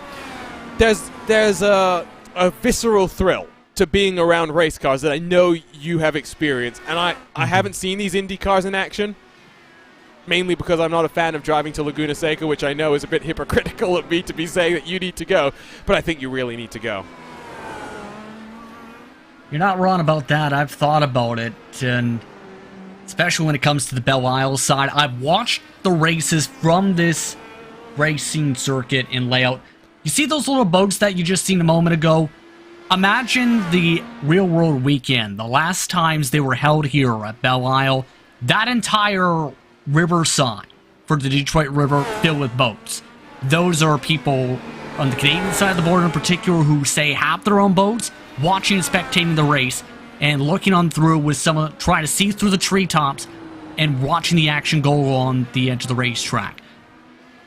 It's a very popular way to watch the race, let's put it that way. But there's nothing that beats being actually inside the layout of the racetrack. As long as you're not a fan on the track. Which I don't know if IndyCar has had too many dramas, but you know how it goes when we do our races on other tracks, and here on RaceSpot, and I do my research, I always get reminded of moments. Hockenheim, for example, I did a race there this past weekend, and reminded that there was a disgruntled ex-employee of a Formula One team that strode his way out onto track. I don't think that IndyCar has had that problem recently. Not that I can think of, but for Adam Blocker, I will say this, he's had no problems the entire night. I haven't seen him have a slip up on the wheel. He's only lost time to Harrington a couple laps, and that's it. He's just been right on it from the get-go, and he's made it clear he didn't want to leave any doubts in case of the potential possibilities for the season finale. He wanted this championship tonight, and now he's approaching 1 lap to go. Auto Club in a couple of weeks' time. Blocker's presence questionable because of his duties as a Ilmor engine engineer. Say that 3 times fast. Junkos Racing will be doing a test as they return with Callum Ilott to full-time IndyCar competition. But white flag in the air. One more trip around the streets of Belle Isle. Adam Blocker looking to dominate once more here in the Motor City. And now at this point, you have to wonder what's going through Blocker's mind, because this is essentially the piece de resistance of this year's championship run for Blocker. He's dominated races, but he hasn't dominated them at this magnitude like tonight. Every single lap going his direction. Absolute domination. Reached the 30-plus win mark this season, and now half a lap away from winning in what is, for him, right around the corner from where he lives currently. Can anyone stop Adam Blocker? In a regular year, Connor Harrington has had a 2021 that is worthy of a championship. But Blocker is inevitable. When you think he's ready to make a mistake, no, you are wrong. He is ready to win and win once more. Dominant on the streets of Detroit, it is a 4th title in a row for Adam Blocker in the Lionheart IndyCar Series. He's the Lionheart King. He is inevitable. Blocker wins the Alcantech Simulation Grand Prix of Detroit and claims that 4th title on the trot.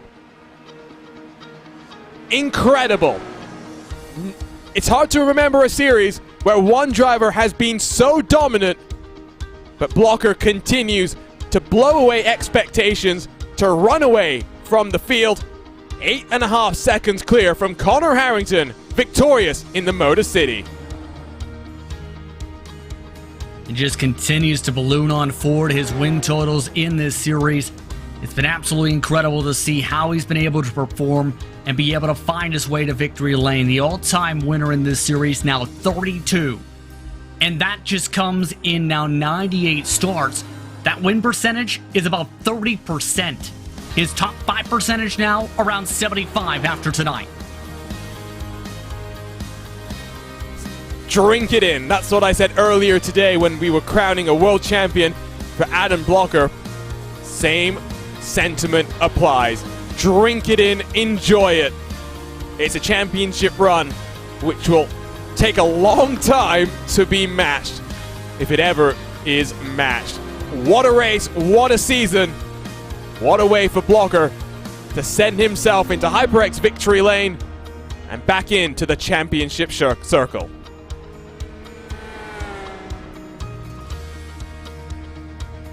Waiting for the rest of the cars to come across the line, but I think we've got some well-earned donuts for Adam Blocker as he works his way through the penultimate couple of corners, tamed the streets of Detroit, and after a victory last time out in Road America, he is also now your road champion for 2021 in the Lionheart IndyCar Series.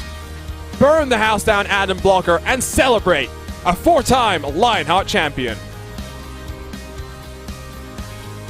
An unreal run, an unreal season. And the performance like tonight, and the performances this season, it'll be difficult to top in the years to come. This is a campaign that I think Adam Blocker will never forget. And keep in mind too, this is now to where it's been the king of Lionheart's past few years. This is the staple to all of that, as now he joins some of the other drivers who are still making their way around the circuit. Traffic jam on the streets of Belle Isle. Let's go ahead then and take a look at our Carnox race results for the Alcantech Simulation Grand Prix of Detroit. Adam Blocker leads every single lap on his way to another victory, 3 on the trot here on the streets of Belle Isle. Connor Harrington, 8 seconds adrift. Second place in qualifying, nothing he could do to challenge the number 1 machine for victory here today. Aaron Morgan, great drive from him, continues the strong run he's had on road courses, on street circuits in particular, across of Lionheart competition. Ryan Otis down in 4th with Mike Rasmussen in 5th. A good recovery drive from Joshua Chin after having an incident on lap number 1 to rebound back up into 6th position. Tyler Groff, Lionel Kalisto, Brian Beard, Adam Frazier to complete the top 10. Barrett Rolfe in the 33 car finishes down in 11th, had to fight his way with some alternate strategy to the cars around him, but great to see him performing on the streets of Belle Isle. Andrew Kinsella bouncing back from his own issues, technical and And crashing related, he finishes in 12th with Jason Brophy 13th, Stefan Larkamp 14th, Matt Houston rounding out the top 15. Alexis Newsom 16th, Luis Gonzalez Nunez had a drive-through penalty after early incidents for him. He finishes in 17th with Mike Rigney, James Brandt, Tony Showen through the top 20. As Adam Blocker continues to circulate in reverse here today. He's got so much fuel, he's just getting that energy out on track. Phil Kraus, one of our first retirees, or most recent retirees from the race. Heartbreak for him after charging through the field with an end-of-line penalty. Down in 21st with Matt Taylor 22nd, Michael O'Brien 23rd, Joe Branch, Scott Holmes through the top 25, Paul Jenkins, Ricky Harding, and Brian Carey. 28 cars took to the field. Only 20 of them made it to the checkered flag. Well, Blocker continues to celebrate, but we dive our way into the HyperX post-race show because the Lionheart Racing Series is powered by HyperX, makers of premier gaming gear like the legendary ultra-comfortable Cloud line of gaming headsets. Whatever you play, however you play, HyperX knows we're all gamers.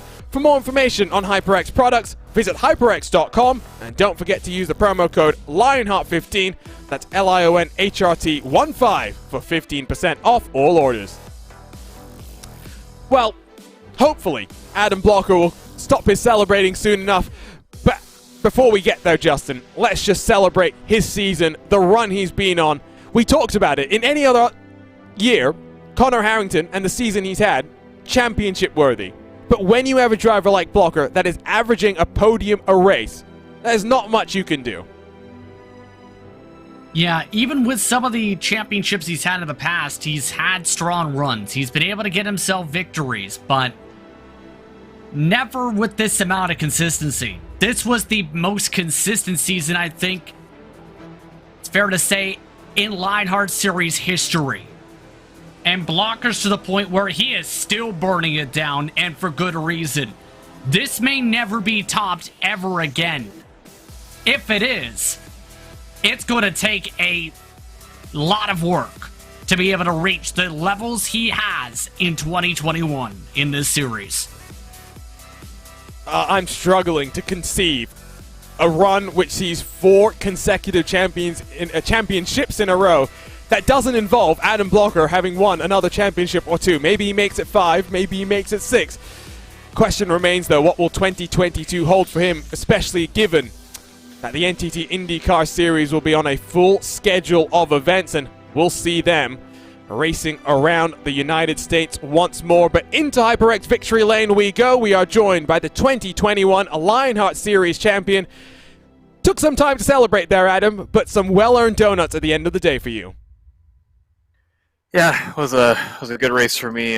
Definitely pushed. You had to push really hard in qualifying to get the maximum out of the car, like you always do at Detroit. And I was really close to the wall, and I got sideways in a couple of corners, but I feel like I did a pretty good lap and put it on pole. And from there, I kind of thought that I had the long run pace advantage on the guys behind me, so I just tried to push a little bit in the first stint to build a gap, and really from there just played a conservative strategy and managed the gap, and didn't want to push too hard because it's Detroit and you can end up in the wall pretty easily. So, what's it like racing at Detroit? How have you mastered this place? Because you've led every single lap here in Lionheart competition, won every single race as well.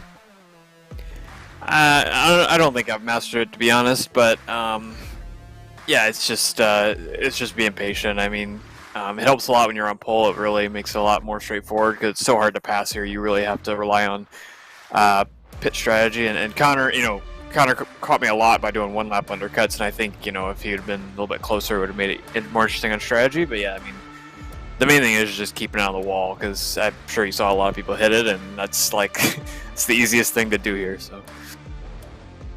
And now 4-time champion. How does that sound? How are you going to celebrate this one? Yeah, it sounds pretty good. Obviously, definitely feels good to get this one wrapped up here at Detroit, which is now a home race for me, and to win both the Michigan races. That's pretty cool. Yeah, just gonna hang out with the guys in Discord for a bit and enjoy the night. Well, congratulations, Adam. Hopefully we'll see you for the Triple Crown race, because You have a chance of becoming the first driver to win all 3 of the Triple Crowns in Lionheart history, just adding to the legacy you've already left here. 4-time champion, the Lionheart King, Adam Blocker, wins once more. So that was Adam Blocker. Next in line, second on the track, and it will be second in the championship. Justin Prince is standing by with Connor Harrington. Connor, tonight, you were the second quickest car on the racetrack, but in the end, it's a P2 finish in the pre-ultimate race of the season. How would you break things down tonight for you and your team? Yeah, man, that feels like that's been the story all season, doesn't it? Just second fastest. I mean, I don't know, just dirty air in the first stint, just destroyed the front tires, and I think we had equal pace in the second stint, and then the third stint, once Adam was kind of out there, I kind of just said, okay, we'll just finish second, we'll just be done for the night. But really, really proud of everybody at Private Label Team Hype for us to come into the series and lock up the team championship with one race to go is really great. I'm really proud of how Josh and Jason and Phil has fought for this all year, so it's really good. That's just really great for us. We'll say this, still waiting for the official confirmation on that, Mark, but how would you talk about the synergy your team has had this season? Because it looked like in many races, you, Josh, and on the ovals in particular, Jason, were in sync, and then you add into the mix Philip Kraus. You guys seem to work as a cohesive unit from the get-go. Yeah, that was really kind of the thing that we stressed at the beginning of the year, is that we wanted to work together. I think it's pretty clear that we played the team game better than anybody else this year, which some people might say it's team orders or whatever, but we were out there really to just to help each other, and the feedback that we got on driving stuff and setup stuff and in-car tools, without Jason, Josh, and Phil, I don't think this season goes as well for me. So I really just have to thank them and everybody at Private Label, and it's a little bit bittersweet, to finish second, finish runner up, and be the second best car tonight and all season, it feels like, but it's been a really fun race with them all year. There is still one more race left to go in the season, keep in mind. It's the final oval of the campaign, Auto Club Speedway. Your thoughts going there for what's expected to be a wild end to the great year of 2021 Lionheart has had, essentially, for its IndyCar series? Yeah, we have a chance to be the old champion. I think we're up maybe like a handful of points there in the Oval Championship. An outside shot at the Triple Crown Championship as well. It depends a little bit on what happens with Adam. Adam's been obviously very strong all year, so a little bit of a chance there to pick up a couple championships there. It'll be a wild and crazy race. I'm sure it's Auto Club. They'll be 7 wide, and it'll be a pack race. So I'm sure it'll be a lottery. But we're looking forward to everything, and it's just been a great season. A little bit bummed with the result, but I'm happy with how we drove. Well, I got some good news. Remember what you're referring to? Just coming in from Georgia and Zoto, it is now official. Your team is now the team champions. Congratulations. Yep, thanks. I have to thank everybody at Private Label Team Hype, Ethica Clothing, Tomahawk Shades, Tommy Milner, and Ty Stover giving me a call on the off season last year. It's been great. Thank you to all our teammates and everybody that supported us, and we will catch you guys at the next one. That's Connor Harrington, second step on the podium tonight, and helping his team secure a title on that front. But Aaron Morgan, meanwhile, started third, finished in third, and what was it like for you? Because honestly, for much of the race, it looked like a bit of an island for you. Yeah, it was just a cruise. I was really worried about, Ryan Otis behind me, because in practice race we battled it out and stuff, but I just kind of finally put a really good qualifying lap together and just kind of cruise. It was just the game of don't crash, because I knew I wouldn't be able to catch the guys ahead, and I was surprised, honestly. I was pulling away. Once I hit like the 5-second point, I said, okay, now I can damage my wing and I'll be okay at least and have a chance. And then I got farther ahead, and yeah, it was just a cruise. Yeah, 10 seconds back is the nearest car to you, Ryan Otis. Curious on this, Mark, since you've ran the Retro Series race and won the Retro Series race at Long Beach, there was the discussion of Long Beach versus Belle Isle. How would you describe that, and which, in turn now, after tonight, would you say you prefer street course ride-wise after this evening?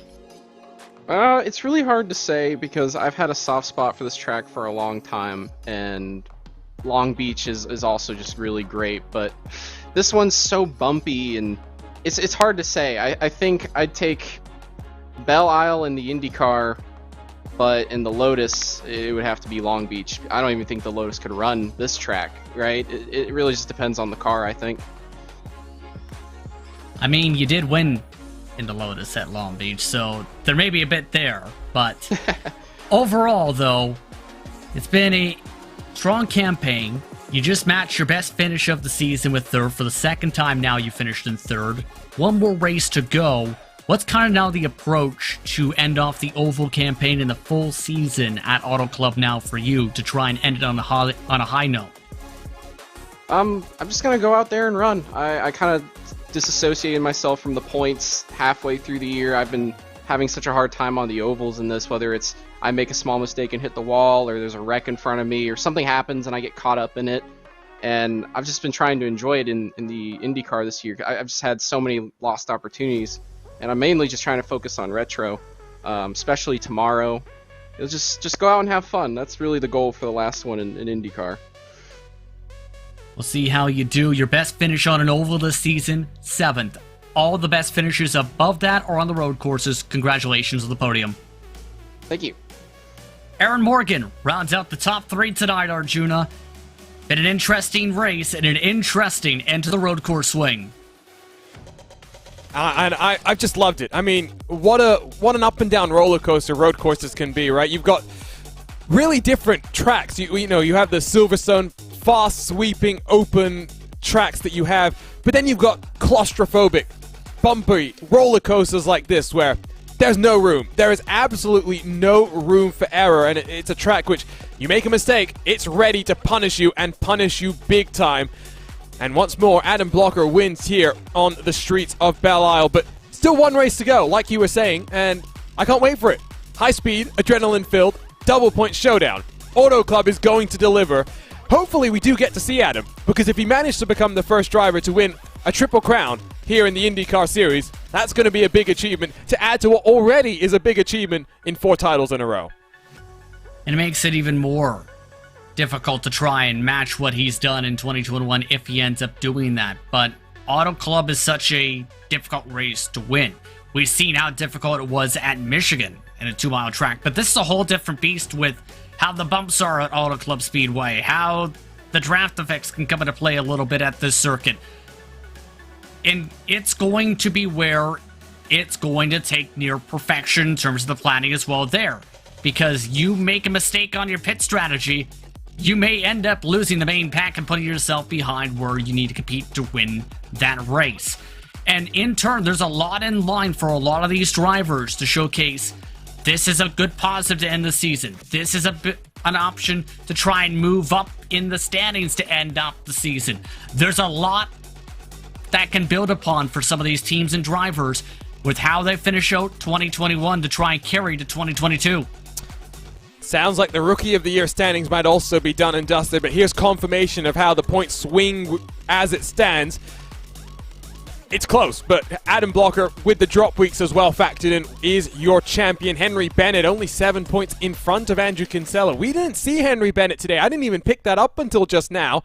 So, plenty to play for, like you said. It's going to be about making sure you deliver when the chips are in the air, the stakes are high, and the drama surely will take us all the way to the checkered flag in Fontana, California. But with that said, it's time to wrap things up here from the streets of Belle Isle. One race to go in the Lionheart IndyCar Series. In a couple of weeks' time, we'll head to the Golden State for the final race of the season. With that said, though, we like to take the time to thank those who make all of this possible.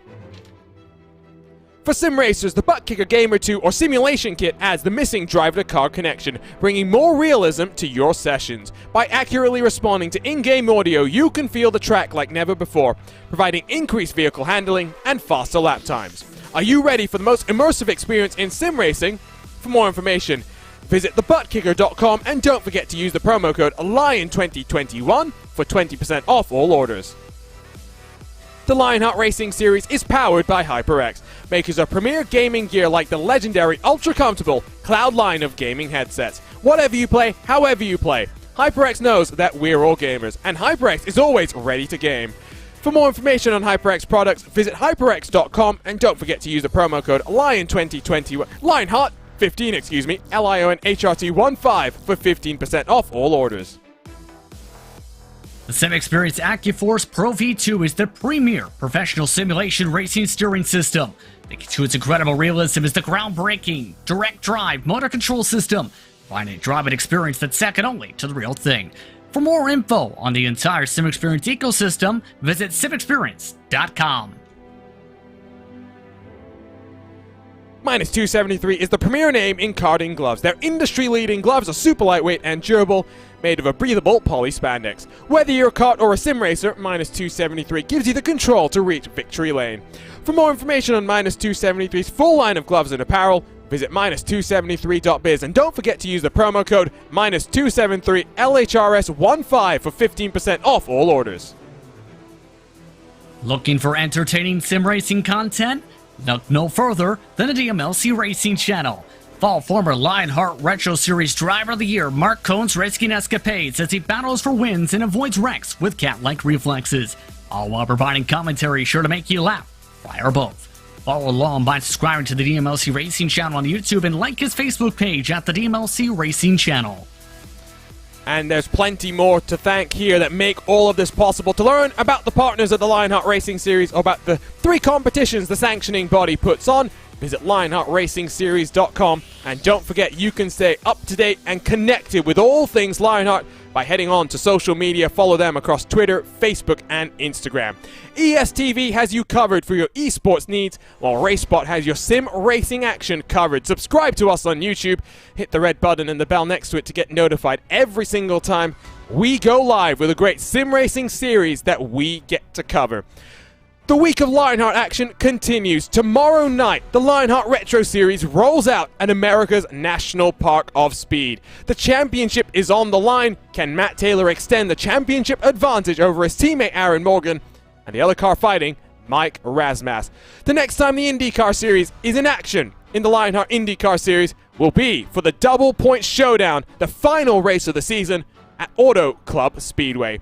That and everything live on RaceSpot TV, and on behalf of the team at RaceSpot, for my co-commentator Justin Prince, my name is Arjuna Kankipati. Congratulations to Adam Blocker, a 4-time champion in the Lionheart IndyCar Series.